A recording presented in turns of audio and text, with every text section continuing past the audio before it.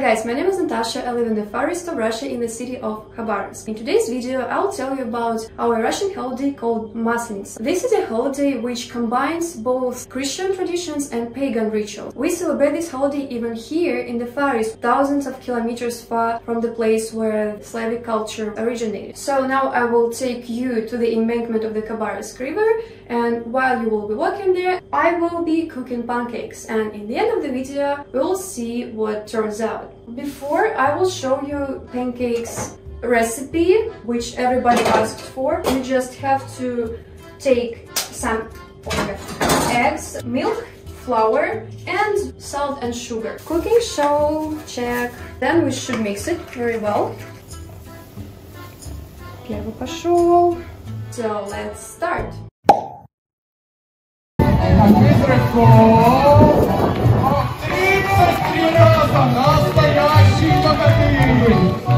When I came to the celebration, the first thing I saw was a performance where men could measure their strengths. In ancient times, there were also power performances, fist fights and climbing on a pole.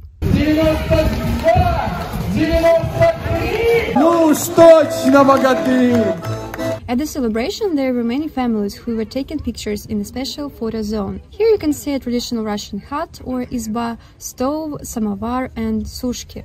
The word maslenitsa comes from the Russian masla, which is butter or oil. Another name for maslenitsa is cheese week.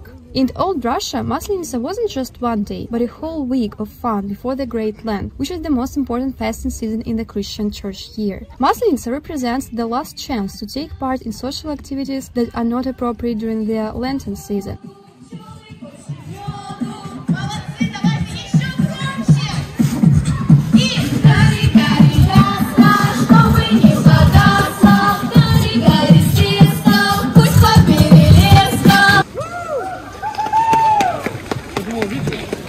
The most characteristic food of Maslenitsa is blini. It's thin pancakes or crepes. After making this video, I met a friend and we went to a special pancake cafe. It is called blinchik. This suffix chik in Russian adds a diminutive meaning to the word, so it's like a small pancake, and I really like this wordplay in the name of the cafe. There I bought pancakes stuffed with crab sticks and fruits. And let's check how Natasha is doing with her pancakes at home.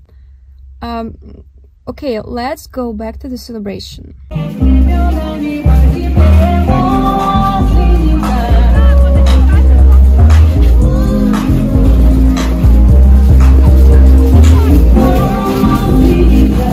And now meet the most important event of the Pancake Week, burning of a scarecrow that personifies the outgoing winter.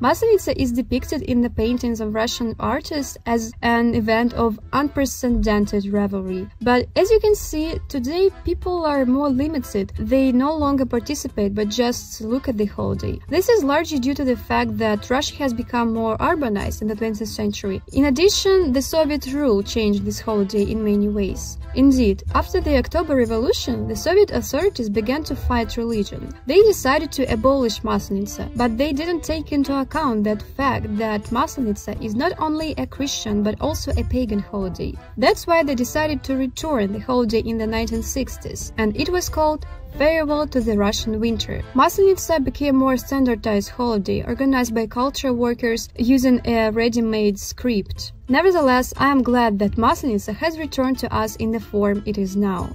On my Instagram, I got a message from my subscriber from Slovakia saying that in their country they also have Maslenitsa and it's called Palenia Mariany. And another subscriber from Hungary said that they have the same holiday and it's called Kisebab Egetesh. I was surprised to learn that in every Western country there are carnivals that have common roots with our Maslenitsa, and they all are connected with the same thing: pancakes, the week before Lent, the burning of the winter effigy, and the meeting of spring. There's something mesmerizing about it.